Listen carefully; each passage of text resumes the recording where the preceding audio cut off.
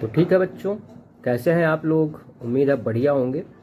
और आज हम लोग जो टॉपिक स्टार्ट करने जा रहे हैं वो हम लोग पढ़ेंगे आज एरिक्सन का मनोसामाजिक सिद्धांत, साइकोसोशल थ्योरी ऑफ एरिक्सन।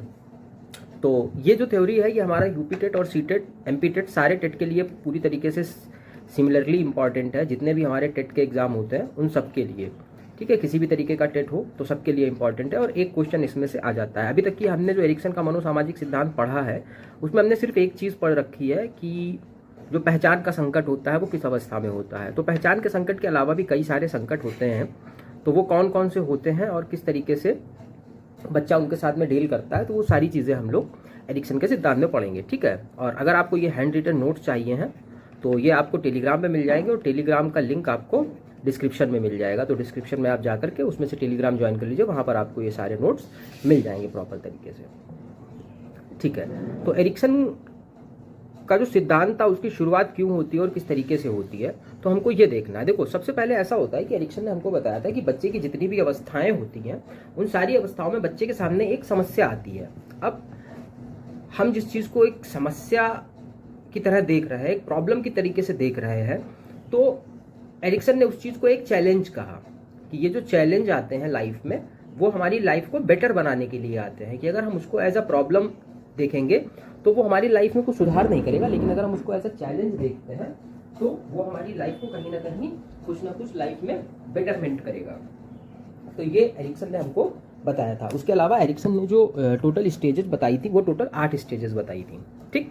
तो एरिक्सन ने क्या बताया, just like a game every stage of life has a challenge. हर स्तर पर एक चैलेंज होता है। Solving it gives us power ups, motivation and problem solving skills. अगर हम इस समस्या को अपनी सुलझा लेते हैं या ये जो चैलेंज हमारे सामने आया है तो हमारी जो डेवलपमेंट है वो ज़्यादा अच्छी तरीके से होगा, ठीक है।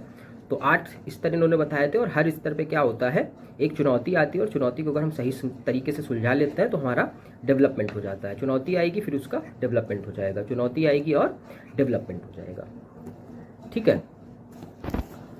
तो चलिए देखते हैं एरिक एरिक्सन के बारे में अब। तो सबसे पहले बात ये आती है कि एरिक्सन थे कौन, एरिक एरिक्सन कौन थे। तो एरिक एरिक्सन जो थे ये जर्मन थे और बाद में अमेरिका चले गए थे, तो ये जर्मन अमेरिकन मनोवैज्ञानिक थे, ठीक है। इन्होंने एक बुक लिखी थी जिसका नाम है चाइल्डहुड एंड सोसाइटी। इंपॉर्टेंट है बुक का नाम, ये आपको याद होना चाहिए। फिर इन्होंने जो मेन फोकस किया है वो किस चीज़ पे किया है, व्यक्तिगत, भावात्मक और सामाजिक विकास पे, बच्चे का सामाजिक विकास पे इन्होंने फोकस किया है। इनकी थ्योरी का नेम क्या है, psychological development theory, sorry psychosocial development theory, ठीक है। और साइकोसोशल का मतलब ये हो गया कि साइको मतलब मनोवैज्ञानिक और ये सोशल का मतलब सामाजिक। तो सोशल का मतलब जब समाज है तो सोसाइटी किसी न किसी तरीके से अफेक्ट करेगी बच्चे की पर्सनालिटी डेवलपमेंट को या साइकोलॉजिकल डेवलपमेंट को, ठीक। तो इन्होंने हमको यही चीज़ें बताई थी जो मैंने अभी आपको बताया कि क्या होता है कि एक प्रॉब्लम को आप प्रॉब्लम के तरीके से फेस करते हैं या अपॉर्चुनिटी के तरीके से फेस करते हैं। अगर आप समस्या को समस्या समझ के परेशान रहेंगे, आपसे रिलेटेड मेरा बच्चों से है और इन्होंने सारी एज के लिए दिया था। ऐसा नहीं है कि हमको सिर्फ किशोरावस्था तक पढ़ना है, इन्होंने 0 से लगा करके और 60 साल तक की टोटल 8 स्टेजेस में डिवाइड किया था, ठीक है। अगर आप इसको संकट नहीं मानेंगे, असफलता नहीं मानेंगे, आप क्या मानेंगे, समर्थ को बढ़ाने वाला बिंदु, कि ये एक हमारे लिए चैलेंज होता है और अगर हम इसको सही तरीके से फेस करते हैं तो हमारा जो बेटरमेंट होता है वो अच्छी तरीके से हो सकता है, बेटरमेंट और डेवलपमेंट, ठीक। और जो यही चीज़ होती है कि हमारे एक हेल्दी पर्सनैलिटी डेवलपमेंट की तरफ भी हमको लीड करती है। फिर आता है society and parents play a crucial role in helping up pass these challenges. समाज और माता पिता की अहम भूमिका होती है इन चैलेंजेस को पास करने में। फिर इन्होंने टोटल हमको 8 स्टेजेस बताई थी। वो स्टेजेस हमारी 8 कौन कौन सी थी, तो इन्होंने जो एज ग्रुप दिया है वो थोड़ा सा अलग दिया है अदर साइकोलॉजिस्ट के हिसाब से। सबसे पहले उन्होंने शैशवावस्था बताया। शैशवावस्था इन्होंने 0 से 1.5 साल के लिए बताया। उसके बाद में प्रारंभिक बाल्यावस्था 1.5 से 3 साल, खेल अवस्था 3 से 5 साल, स्कूल अवस्था 5 से 12 साल। स्कूल अवस्था के बाद में आती है किशोर अवस्था, किशोर अवस्था 12 से 18 साल। इसके बाद में यंग अडल्टहुड या फिर वयस्कता, ठीक है, तरुण वयस्कता 18 से 40, फिर मध्य वयस्कता 40 से 65 और 65 से प्लस जो एज होती है ये ओल्ड एज हो जाती है। इतना हमको एरिक्सन ने बताया था। अब हम लोग एक एक स्टेज की बात करेंगे कि शैशवावस्था में बच्चे के सामने क्या चुनौतियां होती हैं और किस तरीके से वो उसको फेस करता है। तो सबसे पहले हमारी स्टेज आती है इन्फेंसी या शैशवावस्था। शैशवावस्था में क्या होता है कि बच्चे में ट्रस्ट और मिसट्रस्ट की भावनाएं डेवलप होती है। ट्रस्ट और मिसट्रस्ट की भावना कैसे डेवलप होती है? अगर शैशवावस्था में बच्चे को उसकी फैमिली से इनफ सपोर्ट मिलता है, इनफ लव एंड अफेक्शन मिलता है, केयर मिलता है, तो बच्चे का अपनी फैमिली पे एक ट्रस्ट बिल्ड होता है, ठीक है। और अगर पेरेंट्स जो है वो बच्चे पे ध्यान नहीं देते हैं तो बच्चे के अंदर एक मिसट्रस्ट डेवलप हो जाता है। जैसे आपने भी इस चीज़ को पढ़ा होगा ना कहीं कि जो पेरेंट्स बहुत ज़्यादा स्ट्रिक्ट होते हैं उनके बच्चे उतना ही ज़्यादा शैतान होते हैं। क्यों होते हैं? क्योंकि उनको अपनी फीलिंग एक्सप्रेस करने का मौका नहीं मिल पाया, और बच्चे के अंदर की जो फीलिंग है वो एक्सप्रेस तो होंगी ही होंगी, ठीक है। क्योंकि फीलिंग्स जो होती हैं वो जस्ट लाइक अ ज्वालामुखी स्टोर होती रहेगी कि अगर कोई एक छोटा बच्चा है वो अगर अपनी बात किसी ना किसी से तो वो कहेगा ही कहेगा। तो एक ये चीज़ होती है।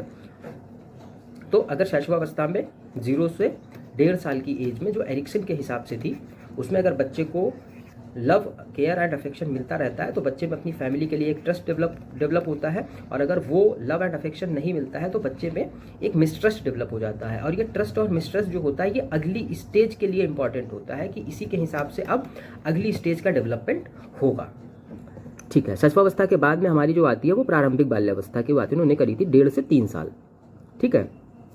इस एज में क्या होता है, इसमें बच्चा खुद से कार्य करना शुरू करता है। क्यों? क्योंकि अब शैशवावस्था के बाद में बच्चा 1.5 से 3 साल की एज में खड़ा होना, चलना, बात करना, बोलना, ये सारी चीज़ें सीख रहा होता है। तो अब बच्चा खुद से काम करना शुरू करता है, खुद कोई चीज़ तोड़ेगा भी, कोई चीज़ उठा के फेंकेगा भी, तो वो सारी चीज़ें बच्चा करता है। तो उसमें अगर बच्चे को स्वतंत्र कार्य करने दिया जाता है तो बच्चे में एक ऑटोनॉमी डेवलप होती है जो पॉजिटिव वे में होती है। और अगर पेरेंट्स जो है very strict parents, scolding for mistake, अगर आप बच्चे को छोटी छोटी गलतियों के पीछे डांटते रहेंगे, बहुत सख्त होंगे, तो बच्चे में एक शेम एंड डाउट क्रिएट हो जाता है कि सारी गलती मैं ही करता हूँ। इसीलिए कुछ बच्चे होते हैं जो आपने देखा होगा कि 1.5 से 3 साल की एज में बहुत ही एकदम शाय हो जाते हैं कि नहीं मैं नहीं करूँगा, मम्मी ने मना किया है, पापा ने डांटा है, मम्मी ये करते। तो इस तरीके से बच्चों के साथ में बिहेव नहीं करना चाहिए, क्योंकि कब प्रारंभिक बाल्यावस्था में होता है 1.5 से 3 साल में, ठीक है। अब इसका पिछले वाली स्टेज से क्या रिलेशन है? बस पिछले स्टेज में क्या होता है, मैंने बताया था ना कि इससे पहले ट्रस्ट और मिसट्रस्ट डेवलप होता है।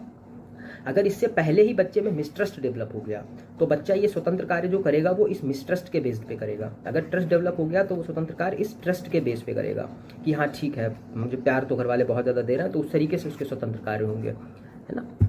फिर यहाँ से अब अगली स्टेज पे चलते हैं। अगली स्टेज आती है पूर्व विद्यालय अवस्था, जिसको हम लोग बोलते हैं प्री स्कूल एज। इसकी एज जो एरिक्सन ने दी है वो कितनी दी है? 5 से 7 साल या 5 से 6 साल के आसपास, ठीक है। कि 3 साल से शुरू होकर के ये 3 से 5 साल तक चलती है। इसमें क्या होता है कि जब बच्चा पूर्व प्री स्कूल एज जो होती है, इसमें बच्चा स्कूल जाना या तो शुरू कर रहा होता है या फिर वो आंगनबाड़ी, बाल वाटिका, ECCE जैसे जगहों पे पढ़ रहा होता है। तो यहाँ पे क्या होता है कि अब बच्चे ने बोलना सीख लिया, बच्चे ने चलना सीख लिया। बोलना और चलना सीखने के बाद में बच्चे में जो सबसे पहली चीज़ डेवलप होती है वो होती है क्यूरियोसिटी, कि अभी अभी उसने बोलना सीखा है 1.5 से 3 साल के बीच में। तो जब उसने बोलना सीखा है और पूरी दुनिया उसके लिए नई है, ऐसा नहीं है कि वो उसका जो है पुनर्जन्म हुआ है, पिछले जन्म का उसको सारा कुछ याद है, पूरी दुनिया उसके लिए नई है, हर चीज़ दुनिया की उसके लिए नई है। तो वो हर चीज़ पे क्वेश्चन करता है, हर चीज़ पे क्वेश्चन करता है कि ये ऐसा क्यों है, ये ऐसा क्यों है, ये ऐसा क्यों होता है, ये ऐसा हो जाए तो क्या होगा। और इसी एज में बच्चे सबसे ज़्यादा शैतानी भी करते हैं। वो शैतानी क्यों करते हैं कि अगर हम पियाजे के हिसाब से देखें तो पियाजे ने कहा था ना कि बच्चे नन्हे वैज्ञानिक होते हैं, बच्चे अपनी सोच का सृजन स्वयं करते हैं। तो वो शैतानी जिसको हम लोग कर रहे हैं वो बच्चों के एक्सपेरिमेंट होते हैं कि वो ये भी करके देखेगा कि अच्छा ये कर दूं तो क्या हो जाएगा, अच्छा ये कर दूं तो क्या हो जाएगा, ठीक। तो यहाँ पे क्या होता है कि अगर आप बच्चे को उसके जो क्यूरियोसिटी होती है उसको आंसर करेंगे, सपोर्ट करेंगे उसकी क्यूरियोसिटी को, तो उसकी क्यूरियोसिटी डेवलपमेंट होगी, जिससे उसके अंदर क्या बनेगा, इनिशिएटिव लेने की जो टेंडेंसी होती है, the tendency of taking initiative for any work, वो डेवलप होगी। और अगर आप बच्चे को फोर्स कर देंगे कि नहीं ये सब नहीं पूछा जाता है, नहीं ऐसा नहीं होता है, तुम बहुत ज़्यादा क्वेश्चन पूछते हो, तुम मतलब ये नहीं पूछना, वो नहीं पूछना, ये नहीं करना, वो नहीं करना, तो बच्चे में एक गिल्ट डेवलप हो जाती है कि मैंने गलती करी है, मतलब मैं ही गलत कर रहा हूँ, मैं ही गलत कर रहा हूँ, मैं ही गलत कर रहा हूँ, ठीक। सॉरी। और बाकी बच्चे की किसी भी एज को या किसी भी साइकोलॉजिस्ट को जब आप पढ़ रहे होते हैं तो उनको किसी अदर साइकोलॉजिस्ट के साथ में कनेक्ट करके देखो। अब जैसे 3 से 5 या 6 साल की एज है, अगर हम इसको मोरल डेवलपमेंट की बात देखें तो कोहलबर्ग ने इसी एज में हमको क्या बताया था, दंड वाला जो उनका था, दंड एवं आज्ञा पालन इनिशिएटिव जो था, वो इसी में आता है ना। तो इसी टाइम पे होता है कि बच्चे को आप अगर दंड बहुत ज़्यादा देंगे, आज्ञा पालन, तो इस तरीके से थोड़ा सा कनेक्ट करके पढ़ा करो। फिर आता है स्कूल एज। स्कूल एज हमारी कब से शुरू होती है? 5-6 साल से शुरू होती है और 10 से 12 साल तक ये चलती है।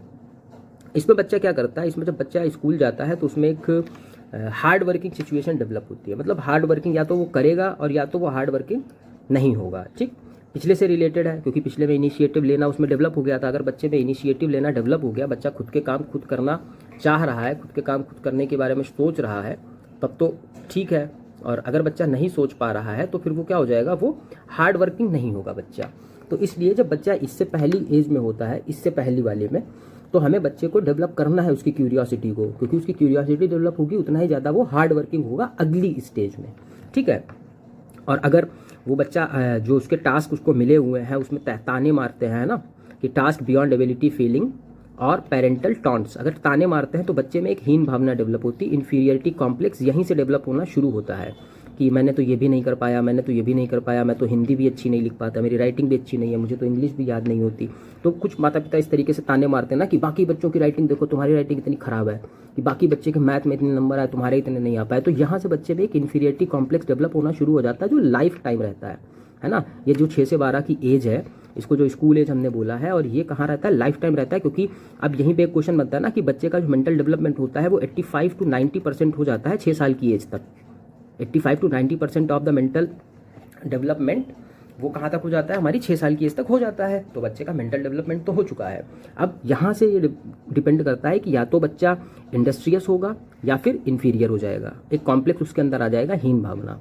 और यहाँ पे अगर बच्चे को आप सपोर्ट करते हैं उसकी, ठीक है कोई बात नहीं बेटा, तुम्हारे मैथ में नंबर कम है, तुम्हारी इंग्लिश बहुत अच्छी है, या तुम्हारे इंग्लिश में नंबर कम है, तुम्हारी हिंदी और मैथ बहुत अच्छी है, बहुत अच्छा, ठीक है। तो इस तरीके से अगर रहता है तो बच्चे में इंडस्ट्रियस फीलिंग डेवलप होती है। ठीक है। और इस एज में बच्चे को क्या चाहिए? एप्रिसिएशन, और उसको एप्रोप्रिएट टास्क चाहिए, कि उसकी जो क्यूरियोसिटी डेवलप हुई है इससे पहले वाली स्टेज में, जो इनिशिएटिव लेने की क्षमता डेवलप हुई है कि हर काम में वो खुद आगे बढ़ करके अगर भाग ले रहा है, तो यहाँ पे हमको उससे एप्रोप्रिएट, उससे रिलेटेड काम उसको देने चाहिए। ठीक है। इसके बाद में जो अगली स्टेज हमारी आती है वो हमारी एडोलेसेंस आ जाती है। एडोलेसेंस 12 से 18 साल सबने बताया है, तो ये वही इन्होंने भी बताया है। एरिक एरिक्सन में इससे सबसे बड़ा क्वेश्चन जो आता है वो यही आता है कि आइडेंटिटी क्राइसिस। ठीक है, आइडेंटिटी क्राइसिस एक क्वेश्चन आता है। दूसरा आता है आइडेंटिटी वर्सेस रोल कन्फ्यूजन। इसको हम बोलते क्या है? Identity versus role confusion. तो आइडेंटिटी वर्सेस रोल कन्फ्यूजन या आइडेंटिटी क्राइसिस, पहचान का संकट, या फिर मैं कौन हूँ, हु एम आई, ये सारे क्वेश्चन ये इसी स्टेज से है। मैं कौन हूँ या who am I, identity crisis, ये सारे क्वेश्चन किससे हैं? इसी से है। और इसी से एरिक एरिक्सन का क्वेश्चन जो सीटेट और यूपीटेट में पूछा जाता है वो मैक्स टू मैक्स यही क्वेश्चन पूछा जाता है कि किशोरावस्था को पहचान का संकट किसने कहा, या फिर एरिक एरिक्सन के अनुसार पहचान का संकट की अवस्था कौन सी है। ठीक, इस एज में क्या होता है कि अब तक बच्चे में सारी चीज़ें लगभग डेवलप हो चुकी हैं। बच्चा इंडस्ट्रियस हो चुका है। इससे जस्ट पिछली स्टेज की अगर हम बात करें तो बच्चा इंडस्ट्रियस हो चुका है, या तो फिर इन्फीरियरिटी कॉम्प्लेक्स में जा चुका है। तो अगर बच्चा इन्फीरियरिटी कॉम्प्लेक्स में जा चुका है तो फिर तो वो खुद को डिसाइड ही नहीं कर पाएगा कि उसको अपनी लाइफ में क्या करना है। लेकिन अगर बच्चा इंडस्ट्रियस है और यहाँ पे वो अपनी आइडेंटिटी फाइंड आउट कर लेता है, मेन चीज़ क्या है इस एज में जो 12 से 18 साल है, इसी में बच्चा ये सोचता है कि अब मुझे क्या करना है।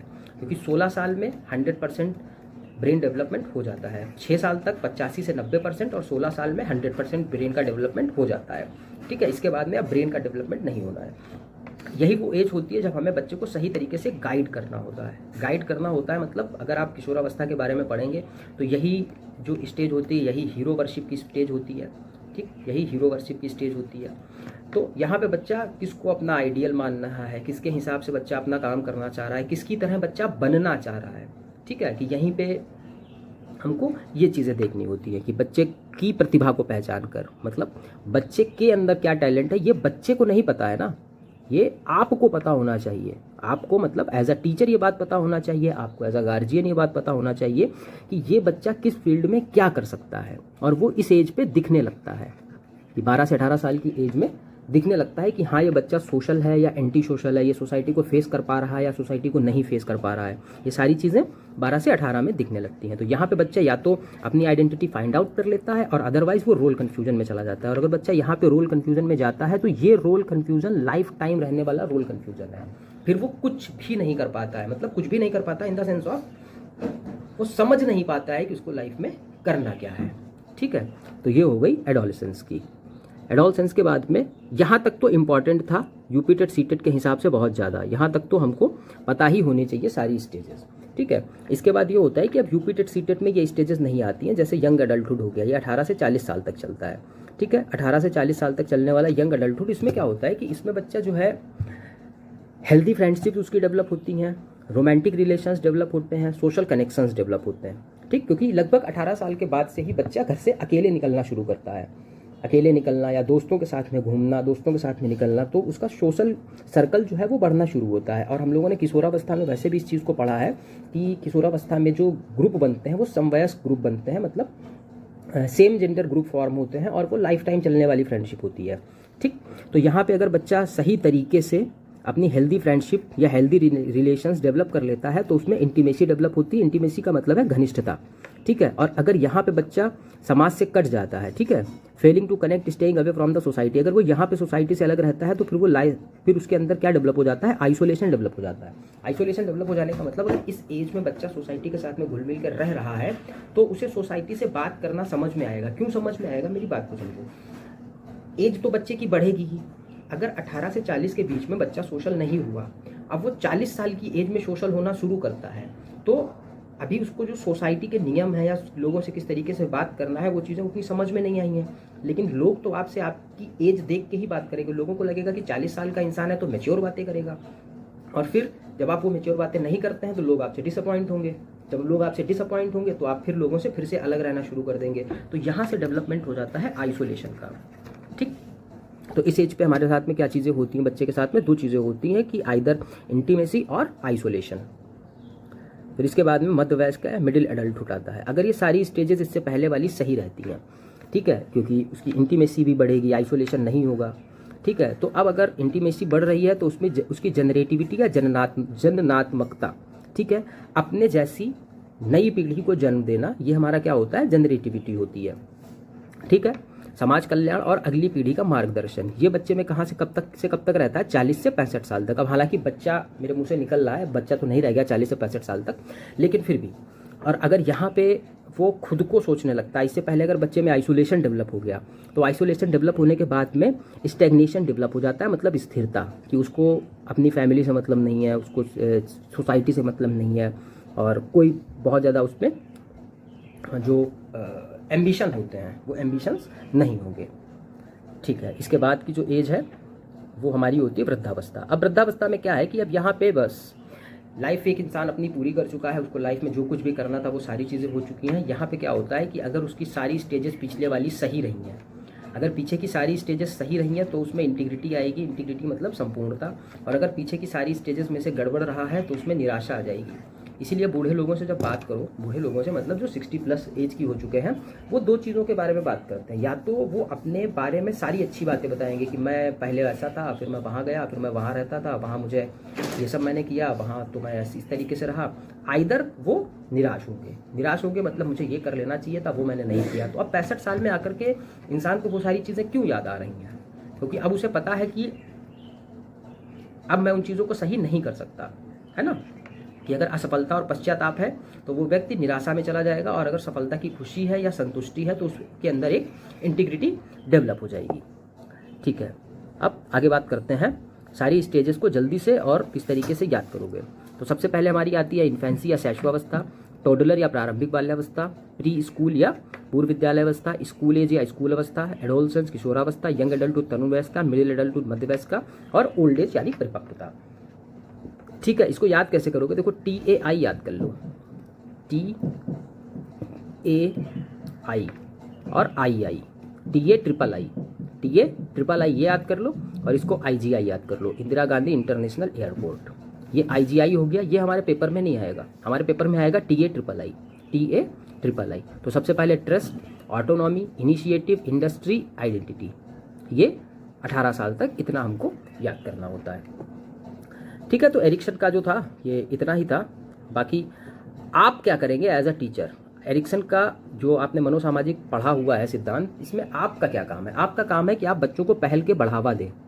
ठीक है, encourage initiatives, explore their environment, ठीक है। Give young kids freedom to explore their environment, इसीलिए एनईपी कहती है कि बच्चों को जो है फील्ड ट्रिप पे लेकर के जाओ, बच्चों को क्वेश्चन पूछने दो, बच्चों की क्यूरियोसिटी को जगाओ, ठीक है। डू नॉट क्रिटिसाइज, आप बच्चे को आलोचना मत ना करें, ठीक है। Do not scold them for mistakes while learning, focus on motivation, कि आप उन चीज़ों को टर्न कैसे दे सकते हैं। अगर किसी बच्चे ने गलती की है तो उसको सीधे यहाँ से रोक देने से अच्छा है कि आप उसको इस तरीके से टर्न दे दें, है ना, कि बच्चे को गाइडेंस इस तरीके से दें कि उसको एक सही रास्ता मिल सके, ना कि उसको ये लगे कि हाँ जो मैं कर रहा था वो गलत कर रहा था।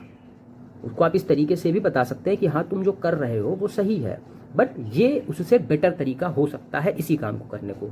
तो उससे क्या हुआ कि उसको भी ये नहीं लगा कि मेरे तरीका गलत था, और उसको एक नया तरीका भी अच्छे तरीके से मिल गया। दूसरी चीज़ क्या होता है कि follow interest, allow them to task they show genuine interest in, कि उनको वो काम करने दो जिनमें उनकी रुचि है। या आप बच्चों का रुचि का ध्यान रखिए कि ज़रूरी नहीं है अगर कोई बच्चा स्विमिंग करना चाहता है और आप उसको मैथमेटिशियन बनाना चाहते हैं तो वो मैथमेटिशियन बन जाए, आप कितनी भी मेहनत कर लीजिए वो मैथमेटिशियन नहीं बनेगा। फिर आता है बिल्ड इंडस्ट्री, परिश्रम का भाव। सबसे मेन चीज़ क्या होती है, आप एक बच्चे में परिश्रम का भाव जो होता है, जो फीलिंग ऑफ हार्ड वर्क होता है, उसको डेवलप करिए, ठीक है। In primary school give opportunities to succeed to build confidence not inferiority, कि बच्चे की कॉन्फिडेंस बिल्डिंग अगर होता है, मतलब आप उसमें कॉन्फिडेंस बिल्ड करवा देते हैं तो ये सबसे अच्छी चीज़ होती है। फिर इसका पार्ट 2 में क्या होता है, पहचान के अन्वेषण में सहायता, कि ये किशोरावस्था वाली बात हो जाती है कि जब बच्चा एडोलसेंस में है तो आप उसकी हेल्प करिए उसकी आइडेंटिटी उसको ढूंढने में, है ना, क्योंकि बच्चे की हॉबीज़ बहुत सारी होती है, इंटरेस्ट बहुत सारा होता है, बहुत सारे काम एक बच्चा करना चाहता है, लेकिन आपको उसका पोटेंशियल किस फील्ड में दिख रहा है, ये एक टीचर की जिम्मेदारी होती है कि आप उसको उसके पोटेंशियल के हिसाब से गाइड करें, ठीक है, ना कि अपनी विल के हिसाब से, है ना। फिर आता है बहुआयामी पहचान, multi dimensional talent. Every child is not just good at studying, recognise sport, music, dance and hobbies. ज़रूरी नहीं है कि हर बच्चा किसी ना किसी चीज़ में, मतलब जो बहुत ज़रूरी चीज़ें हैं उनमें ही वो अच्छा होगी। ज़रूरी नहीं है कि पढ़ाई में बहुत अच्छा हो या खेल में इंटरेस्ट, उसका स्पोर्ट में इंटरेस्ट हो, म्यूज़िक में हो, डांस में हो, हॉबीज़ में हो। कुछ बच्चे मल्टी डायमेंशनल होते हैं कि उनको हर चीज़ में मज़ा आ रही होती है। तो हर चीज़ में जिनको मज़ा आ रही होती है उनके लिए क्या है कि पोटेंशियल उन्हें नहीं पता है ना अपना, आप तो उनको एज अ टीचर देख रहे हैं ना। Encourage participation, motivate teens to participate in various activities to find their true strength. ये चीज़ है कि मल्टी डिसिप्लिनरी या मल्टी डायमेंशनल अप्रोच हमको क्यों यूज़ करनी है, ताकि बच्चे हर फील्ड में पार्टिसिपेट करें और उनको उनकी स्ट्रेंथ पता चले कि हाँ यार ये काम मैं ज़्यादा अच्छा कर लेता हूँ, अब मैं इसी में आगे अपनी मेहनत करूँगा, ठीक है। तो एरिक्सन के बारे में, एरिक्सन का जो वो था मनोसामाजिक सिद्धांत, वो हमारा इतना ही था। बाकी नोट्स के लिए आप टेलीग्राम ज्वाइन कर लीजिए, टेलीग्राम की लिंक आपको डिस्क्रिप्शन में मिल जाएगी, और बाकी टेस्ट सीरीज़ अगर किसी को चाहिए तो उसकी डिटेल भी आपको टेलीग्राम पे मिल जाएगी, ठीक है। बाकी प्रिपरेशन करते रहिए, यूपी टेट सी टेट दोनों एग्ज़ाम लगे हुए हैं, उसके लिए बेस्ट ऑफ लक आपको।